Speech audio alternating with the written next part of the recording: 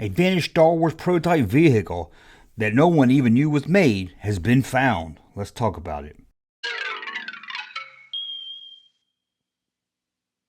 Welcome back to the Junk Room. It's me, the Junk Man, coming back at you with another video. Boy, have I got one for you today.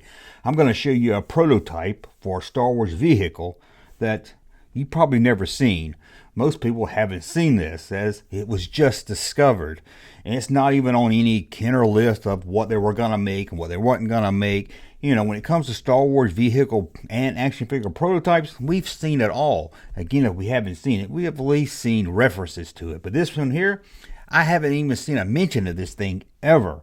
It was more of a plan from a Kenner designer or something he would like the line to do. It wasn't something commissioned by them from Lucasfilm, but still it's pretty neat and we need to take a look at it. It all revolves around the speeder bike, one of my favorite vehicles as a kid. Who didn't love this? It was small, you carried it everywhere you went, you can even stick it in your pocket. And cooler than anything, press one button and it would blow apart. Well, as cool the speeder bike was, think of it all black with Darth Vader sitting right on top of it. Not really sure how he would fit on it really good with that cape, but hey, maybe they worked that into the design.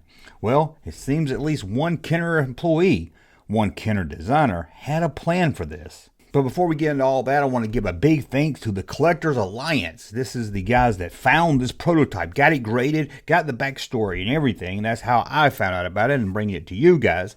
If you guys know their YouTube channel, great YouTube channel, you may already know about this. But maybe this will get more eyes to their good YouTube channel, which I will put in the link description below. Now, this isn't being endorsed by them or anything. They just told me about this app, and I haven't looked really deep into it yet. But apparently it's for collectors, not just vintage stuff, but toy collectors. And you don't have to worry about, a seller's fee like you do on eBay. And if you want to find out more about this app and more about how they found this prototype, I'm going to do a Q&A with one of the founders for a video for Thursday night. So you'll be able to find out more about that app, and there you'll find out how they got their hands on this prototype. Or it's actually a first shot. It's one of one. There's no other ones made. This is one of a kind. I wanted this video here to be more about how it came to be rather than how it was found. So come back Thursday with a follow-up to learn more about this great app. Trust me, when I've heard about it, again, I hadn't dug into it really deeply. It sounds really cool. I'm going to have to get it. And then you'll find out more about how this thing ended up in their hands. But let's take a closer look at the black speeder bike and how it became a thing.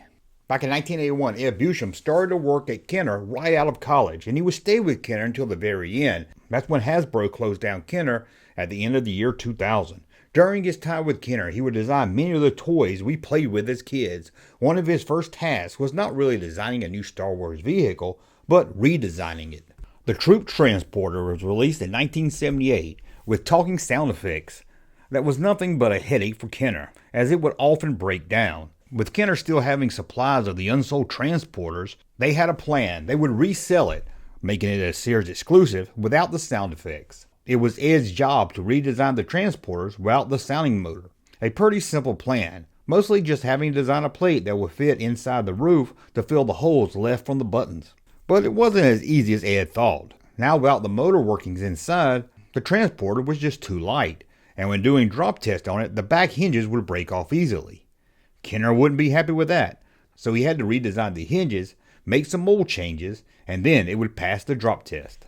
The following year, in 1982, Ed would find himself with another task, designing the Star Wars rocket bike, or that's what it was called in the blueprints of the movie's prop sent to Kenner by Lucasfilm. We all know it as the speeder bike. He would have to take the prop of the blueprint, scale it down to a toy-sized vehicle, and work in a way to make it blow apart.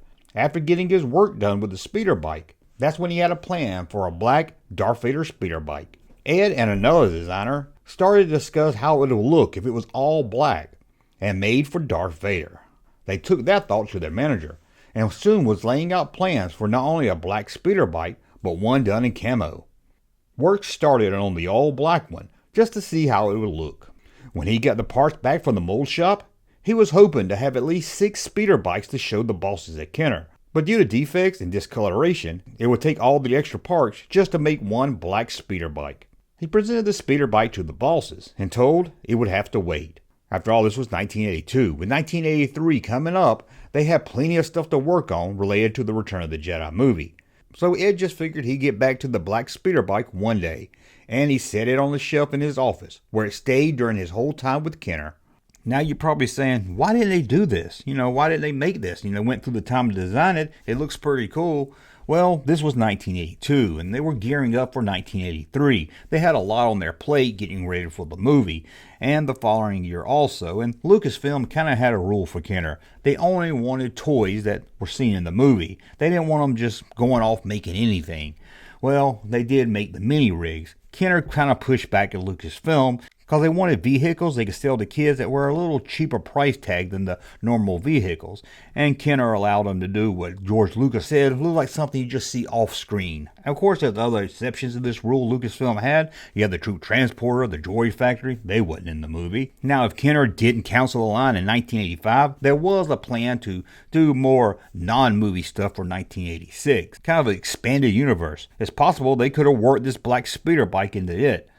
But they never got back to it. In 1985, the line was canceled, so none of that expanded universe stuff that they had planned for 86 ever came to be. Now, another big thanks to the guys over at the Collector Alliance. We now get to see this beautiful black speeder bike and wonder what if. Again, come back Thursday night at 8 o'clock for my follow-up video. We're going to find out how it went from the guy's office to the collector's hands and can learn more about his app. I'm really excited to learn more about his app. I got to check that out. But head over to his YouTube channel. Until then, I'll put a link in the description below. I just love when we find out new stuff we didn't even know about. I've been collecting Star Wars stuff since the 90s, and it's amazing how time to time still stuff pops up. Well, I want to thank you for watching, and as always, thumbs up if you like my content, subscribe to the channel. Talk again soon. Hey, Jumpman channel popping though.